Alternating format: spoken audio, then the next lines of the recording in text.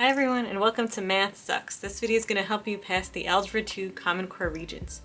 Question 25. The business office of a local college wishes to determine the methods of payment that will be used by students when buying books at the beginning of a semester. Explain how the office can gather an appropriate sample that minimizes bias.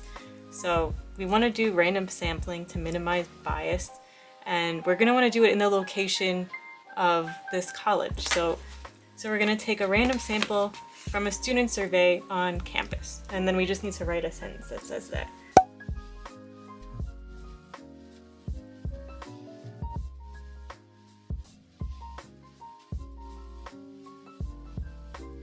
So that's it for this question.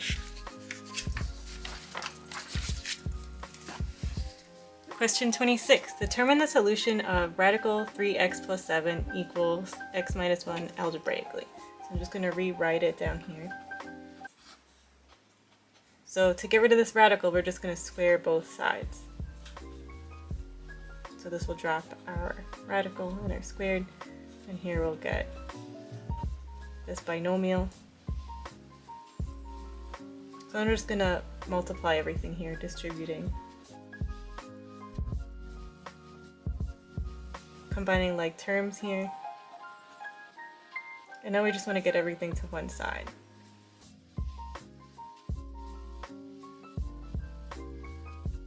So then we can do factoring product sum. And we'll get minus 6 and plus 1. So this now will become x plus 1 times x minus 6 equals 0. So here we get x is equal to negative 1 and x is equal to 6. So before we just say these are our answers, let's make sure and check both of these. So let's check negative 1 first.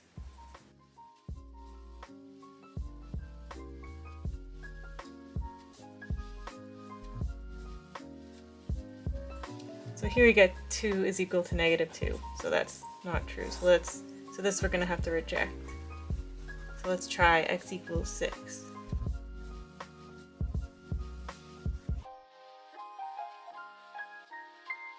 And this works out, we get 5 is equal to 5. So we know the answer is x is equal to 6. Question 27. The population of bacteria in hundreds after t hours can be modeled by the function p of t is equal to 37 times e raised to the 0.0532 t. Determine whether the population is increasing or decreasing over time. Explain your reasoning. So if we have this function here, our growth rate is always determined by this number right here. So if the growth rate is greater than 1, it's going to be increasing. So this e here is actually, if you plug e into your calculator, it is greater than 1. So if we plug in e to the 0.0532, you'll see that we'll get a number greater than 1. So that's how we know this is going to be increasing. So we just need to write a little sentence about this. So I'm going to write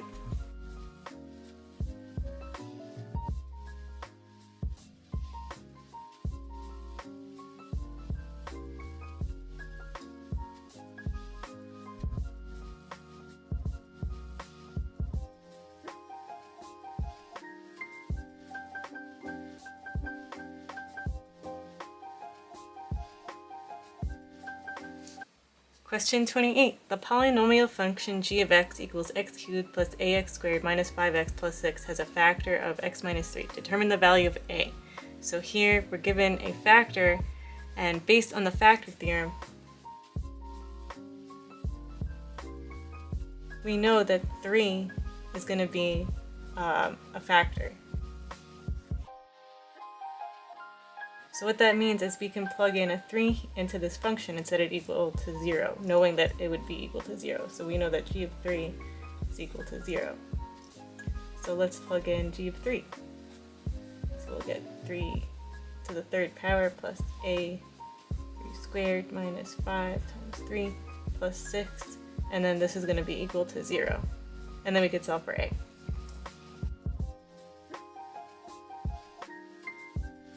this becomes 9a plus 18 equals 0. Just moving the 18 to the other side. Now we can divide by 9 on both sides, and we'll get a is equal to negative 2. Question 29. Write a recursive formula for the sequence 189, 63, 21, 7. So first let's look at what's going on in the sequence here. What are we doing to these numbers from one to the next? So we have 63 divided by 189. So it looks like we're dividing by 3, or multiplying times 1/3. So 21 divided by 63, we get the same thing, and then 7 divided by 21, we get the same thing. So we're dividing by 3 between each number. So to write a recursive formula, we want to have the first term, which is always represented by a sub 1. So our first term in this sequence is just 189.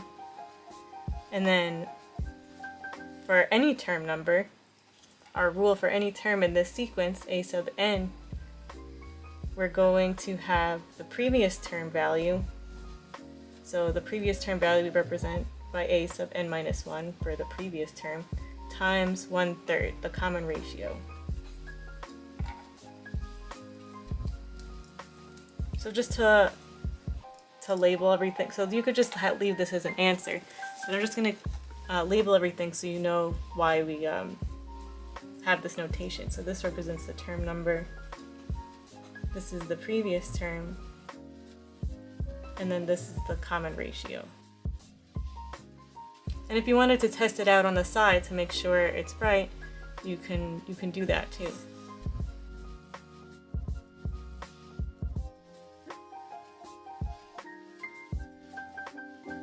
We're just taking the previous term value and plugging it in. So here the next term would be 21 times 1/3, which would just give us 7. So we know that this is right. Question 30. Solve algebraically for x to the nearest thousandth. So I'm just going to rewrite this bigger.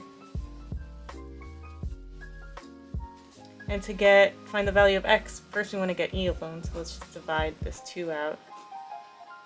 And we'll get e to the 0.49x equals 7.5. And now we can rewrite this using ln.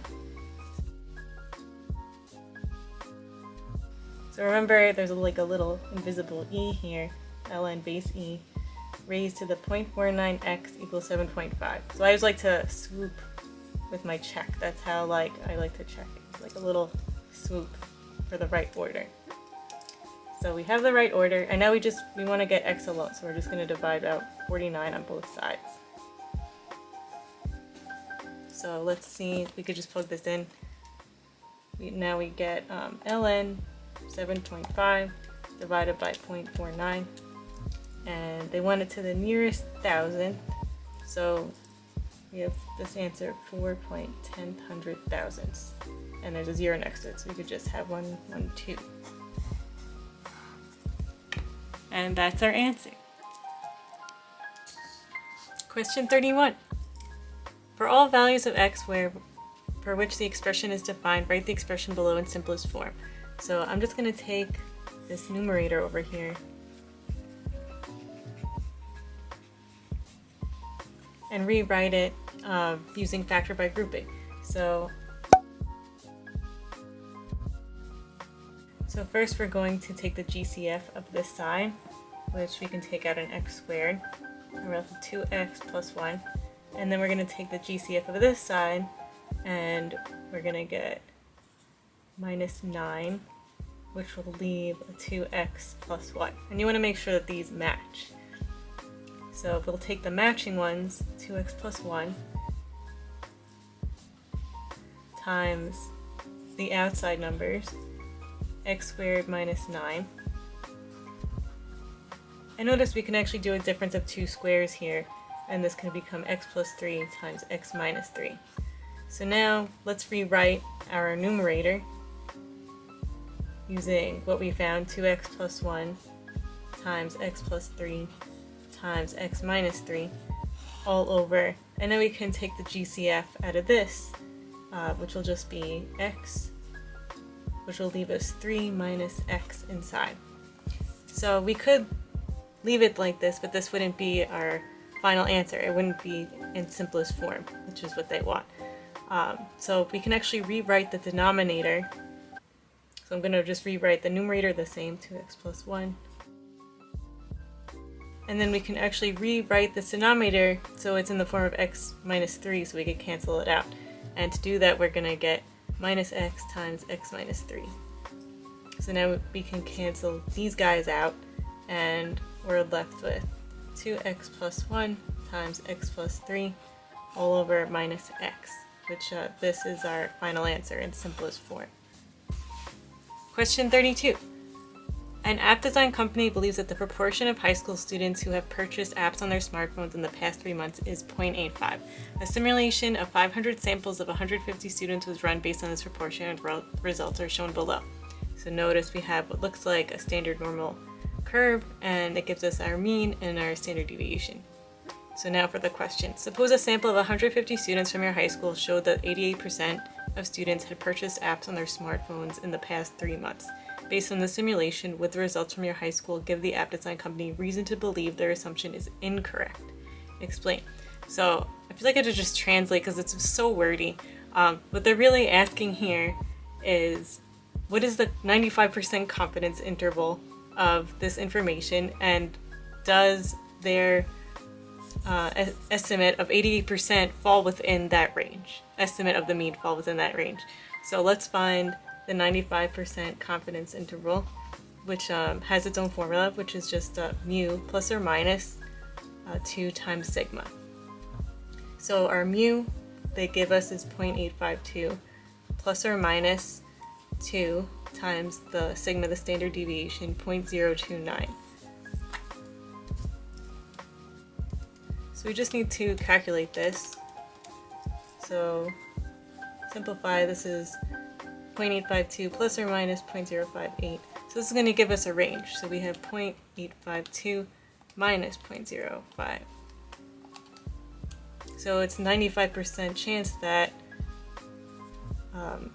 the mean is between 0.794 and, let's find the upper part of our range, 0.852 plus 0.058, which is 0.91. So this is our range where the mean might lie, 0.794 to 0.91. So we need to ask ourselves, does 88% fall within that range? And it does. So that means that the app company is correct. So to just write up a little sentence, we're going to say, no, 88%.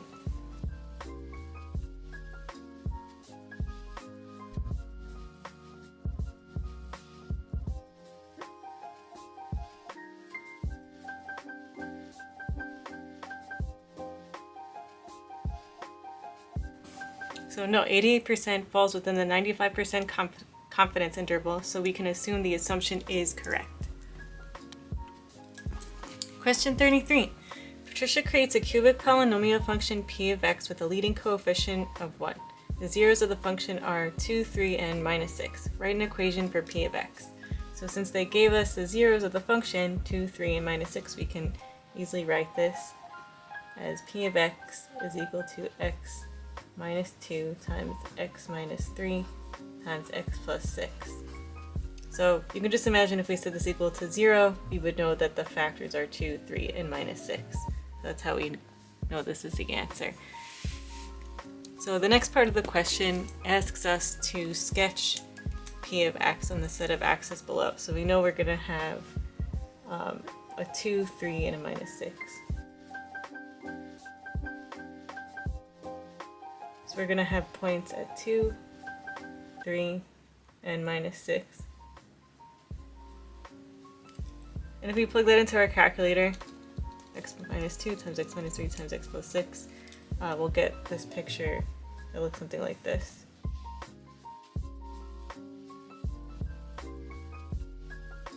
So I think I even did like more detail than you have to. I don't even think you have to put the coordinate points, but it would look something like that. Question 34. A public radio station held a fundraiser. The table below summarizes the donor category and the method of donation.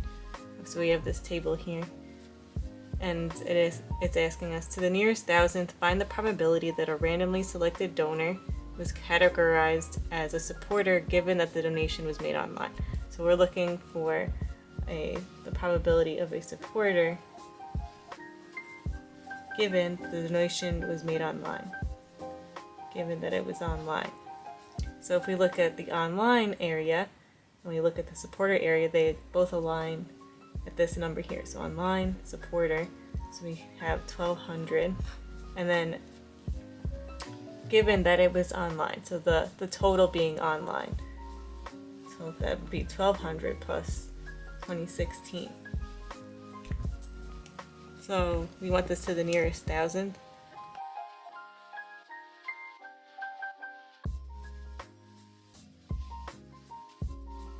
And we get 0.373. So that's the answer, but I'm just writing what the denominator represents. This is the total online. And then this is supporters online. Okay, let's look at the next part of this question. Do these data indicate that being a supporter is independent of donating online? Justify your answer. So to prove that something is independent, this is our rule. P of A given B is equal to P of A. So in this case, it would be P of a supporter given online, which is what we found up here. Is that equal to the probability of a supporter? And if so, if it's a yes, then independent. Then they're independent. So let's find the probability that someone is a supporter.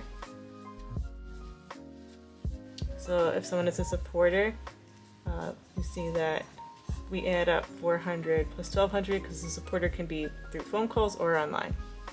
And then this is out of all the numbers, the supporters or the patrons. So if you add up all of these numbers, you're going to get 428. So this represents the total number of donors. Yeah, so just to show you where I get that number one, it's number from 400 plus 1200 for supporters, and then patrons also 672 plus 2016. And we get 4288. So now if we take our fraction we have here, 1600 divided by 4288, notice we'll get 0.373 again. So these two are equal. So we know that they're going to be independent. So we just need to write up something that says that.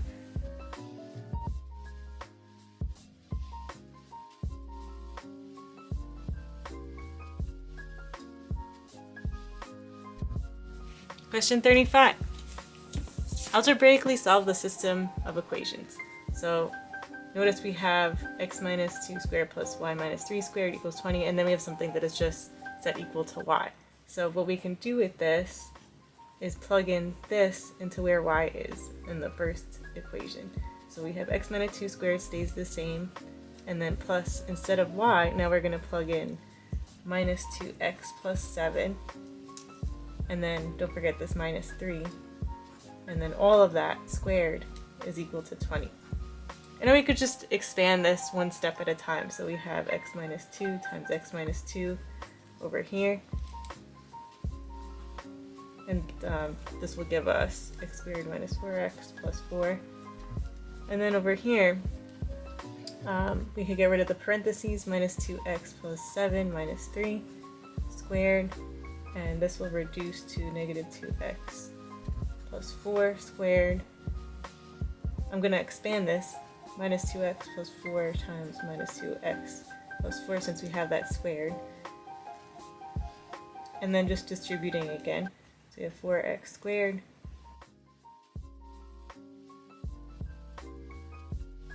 and then I'm going to bring this guy down from this part. Don't want to forget about him. And then on the right, don't forget to bring down the 20 on the outside. So now we can combine like terms.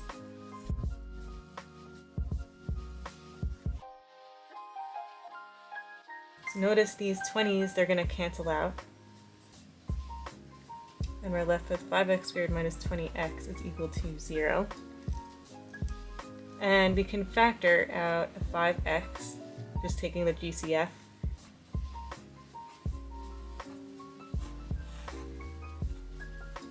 And we're going to get x equals 0 and x equals 4. So notice we get two x values, so that means we're going to also have two y values that we're going to plug back into our original equation.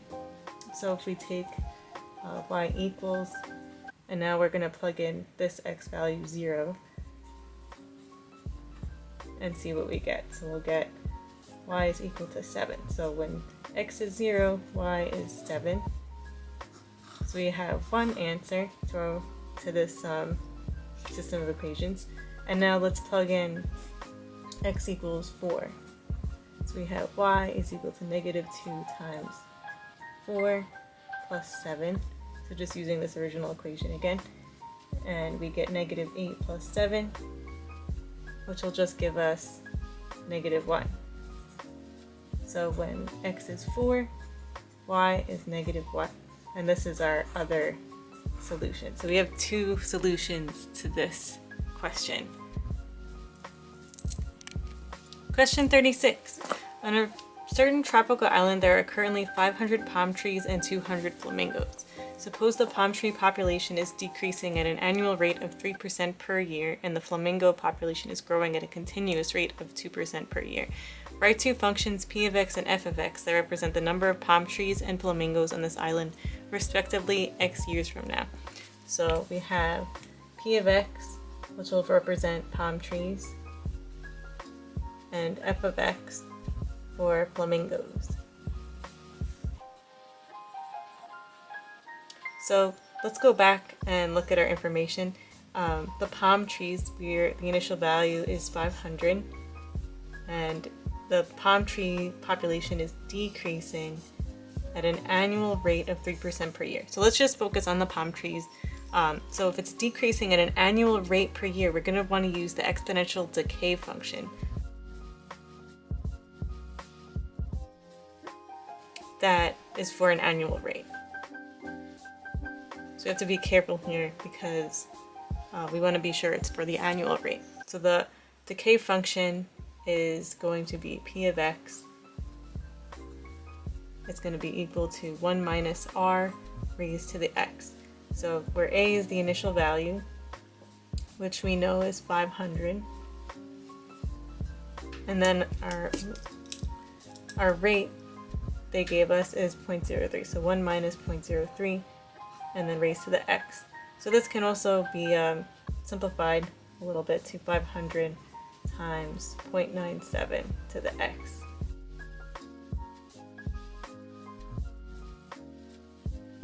Okay, so let's do flamingos now.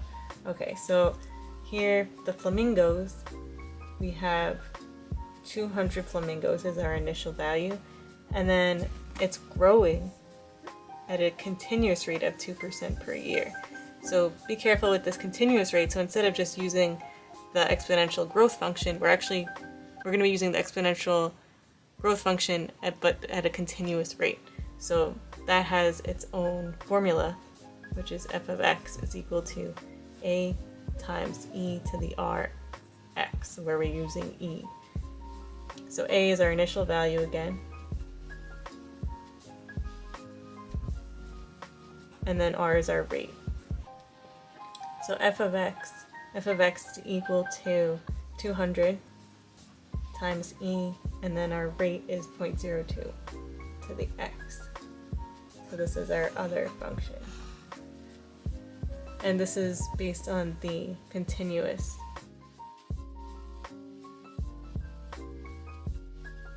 exponential growth function. So the next part of this question is much easier. State the solution of the equation p of x equals f of x. So this we can actually just plug into our calculator. So we're going to be plugging in 500 times 0.97 to the x and y equals, and then 200 times e raised to the 0.02 x.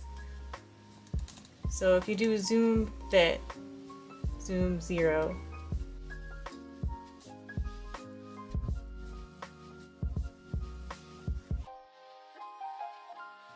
We're going to get a picture like this, and we want to see where they intersect. So we're going to second, calc, go down to intersect, press enter, enter, enter,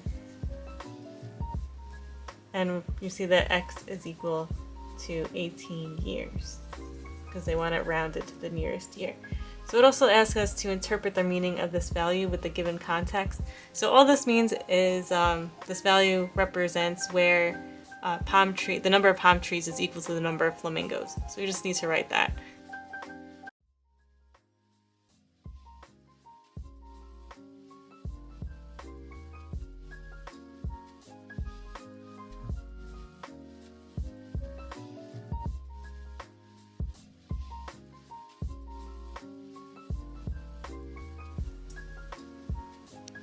Question 37, our last question. The volume of air in an average lung during breathing can be modeled by the graph below. Using the graph, write an equation for n of t in the form of n of t equals a sine of b times t plus c. So I'm just going to write this formula down here. So to start off, let's look at the amplitude, or the height of the graph.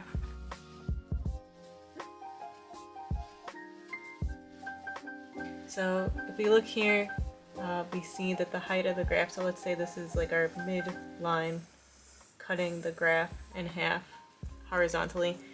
Let's see how high it goes from this point. So from this base here to here, this is each unit counts by 200, so 200, 400. So you know that this is going to be 400. So if you just look at this, you could see that each unit here is represented by 200, 200, 400, 600, 800, 1000. So that's how I know the amplitude is equal to 400 because we're using 2 units. 1, 2. 200, 400. Okay, so we got one part. Now this B represents the frequency, which is the number of cycles that happen between 0 and 2 pi. But if you look at our graph, you see that this is in seconds. So we don't know if this represents 2 pi or not, but we can find out what the frequency is by using the period. So there's a formula for the period. Before we get into that, let's define what the period actually means. The period represents the length of one cycle. So because you can see that we have one cycle here, we can find out what the frequency is using the formula for the period. So the formula for the period is 2 pi over the absolute value of the frequency. We see that the length of one cycle is equal to 5. So if we have 5, f is equal to 2 pi, you can see that the frequency is going to be 2 pi over 5. Okay, so we have that. And then the vertical shift up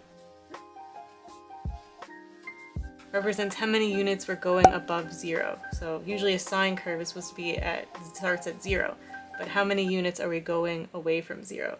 So remember, we're counting by 200. So 2, 4, 6, 8, 10.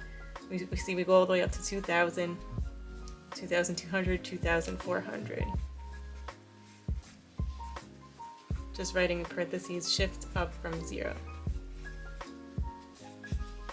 So now we can put this all together. We found our amplitude, we found the frequency, and we found the vertical shift up. So putting that all together, we're going to get n of t is equal to 400 times 2 pi over 5. This t is just going to remain t because that's a variable, and then plus the vertical shift 2400. So that's our answer to the first part of this question. So there's a couple more parts to this question though.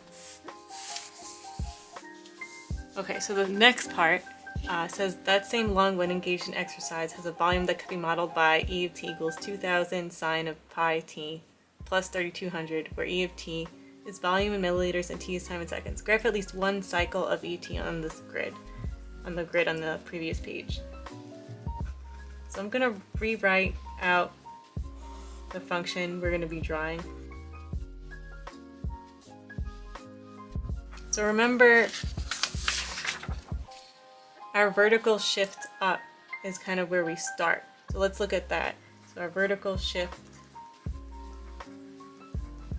is equal to 3200. So the first point on here we're going to mark is 3200, which is this point right here. 3200. So we're going to be starting there, and then this line will kind of be like our midline of sine. And then we can also find the amplitude is equal to 2000. So that means we're going to be going up 2000 units for every point. So before I start graphing the amplitude, let's look at our frequency. Our frequency equals pi. So what does that mean for our period? So we're going to use the same formula we used last time. 2 pi over the absolute value of the frequency, which we know in this case is just pi. These cross out and we're left with 2. So this means that one cycle of sine will be completed at 2 seconds.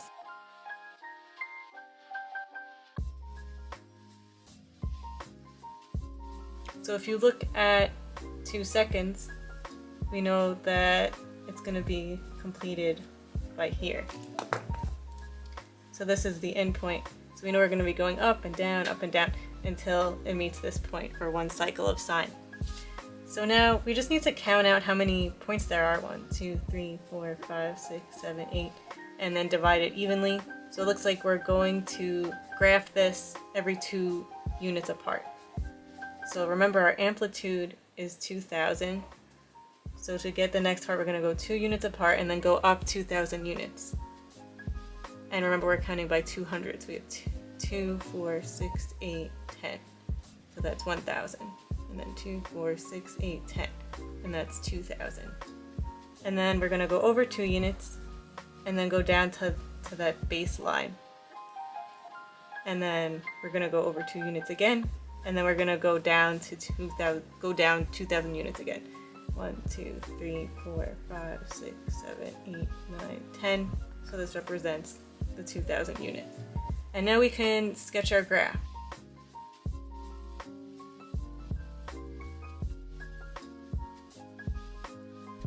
So remember, if you look back at the question, it says graph at least one cycle.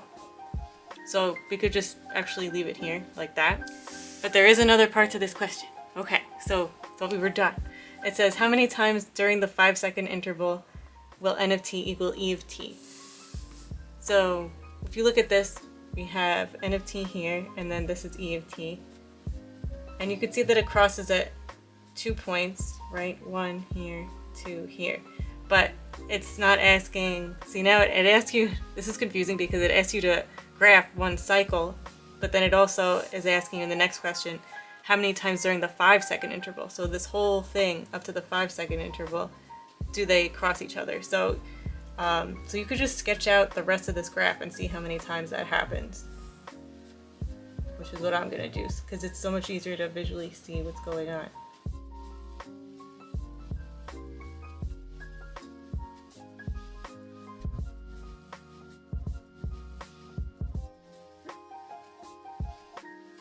Okay, so now we've graphed e of t going up to 5 seconds, the whole thing. So now we can more clearly see where these two graphs intersect. So you see they intersect over here and also over here. So we have 1, 2, 3, 4 points of intersection. So we can go back and write 4 times. And that's our answer. So this is the end of our test. That question was a little tricky. I hope this helps. And I wish you good luck on the test. Happy calculating!